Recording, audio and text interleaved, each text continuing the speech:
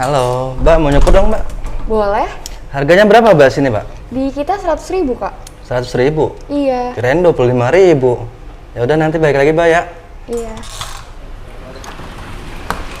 Beli rokok 30.000 setiap hari bisa? Masa? Nyukur aja nawar 100.000 doang?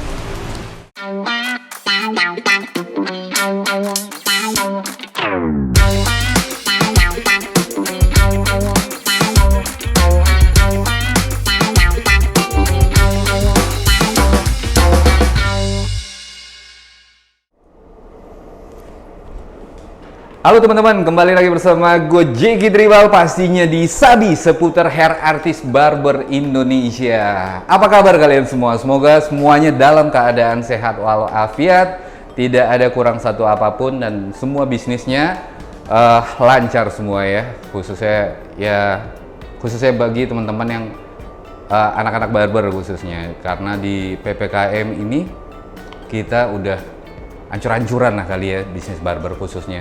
Bukan buat teman-teman doang, di gua juga. Nah, video yang barusan teman-teman lihat tadi itu jujur kalau bagi gue sendiri agak mengusik ya, kayaknya gue ngerasa itu bukan sesuatu yang harus atau sesuatu yang harus kita sandingkan dengan orang beli rokok dengan harga cukur sih ya. Iya, karena kenapa? Karena kalau bagi gue pribadi sendiri adalah rokok dan cukur khususnya itu tidak bisa disamakan. Kenapa? Ya, karena kebetulan gue pribadi pun adalah perokok dan gue pun pekerja cukur. Gue barber, gue hairstylist dan gue juga suka dicukur. Nah, kalau dari kacamata gue pribadi itu kayaknya tidak bisa kita bandingkan. Kenapa kita tidak bisa bandingkan? Karena gini. Kita mulai dari rokok dulu deh. Rokok memang harganya itu mahal. Bagi gue sendiri pun kalau gue merokok mungkin dalam satu hari sekitar 1,5 bungkus. Berarti itu udah hampir 50.000 lah kali ya. Kita taruh deh hampir 50.000, taruh 45.000 deh. Gitu loh. Nah, rokok ini ada candunya, brother. Yang temen-temen nih yang harus lo tahu semua, rokok ini ada candunya. Jadi orang pasti akan membeli itu. Ini dari sisi rokok ya, rokok ini ada candunya. Dan bahkan bagi sebagian orang ada yang bilang, gue mendingan gue ngerokok deh daripada gue makan. Gue nggak ngerti apakah itu beneran atau tidak ya. Tapi kalau bagi gue pribadi, gue nggak. Gue mendingan makan dulu. Kalau nggak ada rokok ya udah. Gitu.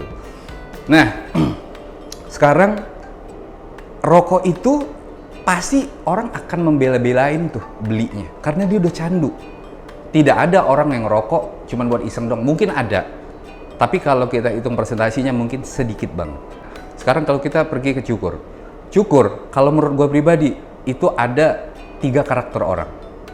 Ya, 1, memang dia terpaksa dicukur.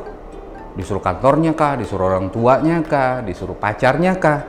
Ya udahlah gue cukur. Dia nggak mementingkan nih hasilnya seperti apa, tempatnya di mana, dia nggak akan peduli dengan yang seperti itu. Gitu loh. Yang kedua, orang yang istilahnya itu ya gue cukur waktu gue cukur gue akan cukur aja, maksudnya orang yang netral deh gitu loh. Ketika gue mau cukur ya gue akan cukur aja, gue nggak peduli maksudnya gue mau cukur di mana, dengan siapa, dan hairstylenya seperti apa. Ya udahlah gue rapiin. Pasti teman-teman barber sering ketemu, mau dicukur gimana bang, rapiin aja, itu pasti banyak banget. Nah yang ketiga ini boleh kita perhitungkan adalah orang yang idealis banget sama cukuran, sama kerapian. Orang yang idealis banget sama hairstylistnya atau barbernya. Nah, orang yang seperti ini dia nggak akan peduli tuh. Lu mau cukur berapa, mau bayar berapa, mau di mana ya hayo. Cuman gue harus datang ke barber itu dan hairstylistnya siapa gitu loh. Itu. Karena jujur aja, bagi gue pribadi, gue ada customer yang sekali cukur 2,5 juta, bahkan gue pernah nyukurin orang dibayar tuh 5 juta, pernah. Ada orang seperti itu. Terus ada yang perhitungan nggak Bang Jack? Ada. Wah mahal banget nih, sementara lu home service. Waduh, ya udahlah gitu ya kan. Nah itu balik lagi, gue tahu, oh karakter ini bukan orang yang idealis dengan hairstyle. Orang yang gue nggak peduli deh, maksudnya gue mau harus cukur seperti apa, yang penting nih gue rapi. Nah dia akan hitung-hitungan tuh dengan yang seperti itu. Tapi kalau orang yang idealis gue harus rapi, gue harus keren, cukuran gue harus sempurna, dia nggak akan peduli dengan harga, brother. Nah, terbagi jadi 3 nih. Jadi menurut gue, kalau kita sandingkan dengan yang seperti itu kayaknya nggak fair deh gitu loh. Karena rokok ada candunya, udah nggak ada lagi deh tuh. Orang pasti akan bela-belain tuh beli rokok ketimbang cukur. Cukurnya banyak tipe orangnya. Dan satu lagi, ketika dia datang ke tempat lo terus wah kemahalan terus dia cabut, kalau menurut gue sih nggak usah ngedumel. Kenapa? Dia bukan market lo, bro. Tambah lagi nih, lo posting di Instagram lo posting di Facebook lo, yang terkadang nih Instagram dan Facebook lo itu untuk bisnis, untuk portofolio lo, dimana di situ ada customer lo, langganan lo, atau calon new customer lo. Lo posting dengan bahasa yang seperti itu, rokok aja mampu, cukur segini nggak mampu. Mungkin kalau customernya udah deket banget sama lo, dia akan ketawa. Apalagi dia orangnya idealis, ya gue cukur, gue pokoknya harus rapi, berapapun gue bayar. Dia akan senyum aja. Tapi pertanyaan gue, apa kabar dengan new customer? Sayang, gitu loh maksud gue. Jadi itu kayak merusak portofolio lo, brother. Jadi ya gimana ya, gue mungkin bagi sebagian gitu loh ya, selebritis barber, dia mengkampanyekan yang seperti itu tuh buat lucu-lucuan. Mungkin buat dia sih sah-sah aja. Nah, yang gue bahas sekarang nih buat teman-teman yang baru mulai berkembang, baru mulai membangun karir, baru mau mencari customer. Lu posting yang seperti itu, jangan bro. Tambah jauh nanti customer lu. Nah, orang yang lu lihat tadi, dia udah punya masa, dia udah punya brand, dia udah jadi. Jadi sah-sah aja kalau buat dia itu buat istilahnya parodi mungkin buat dia. Seperti video yang barusan yang pertama kali tadi kalian tonton, itu parodi gitu loh ya kan. Ya itu sah-sah aja gitu loh. Kalau gue bikinnya sebagai contoh nih, biar teman-teman tahu gitu loh. Tapi bagi teman-teman yang baru mulai berkembang, lu semua yang baru mulai mau menjalankan bisnis ini, terus lu bikin seperti itu, aduh, ya ini sih menurut pendapat gua pribadi ya, tapi kalau misalkan pun teman-teman nih istilahnya lo mau melakukan itu sih sok aja. Tapi kalau dari kacamata gua yang istilahnya ya dengan segala kerendahan hati ya, gua udah 21 tahun di bidang ini, itu kayaknya kita kurang menjaga attitude kita kepada customer.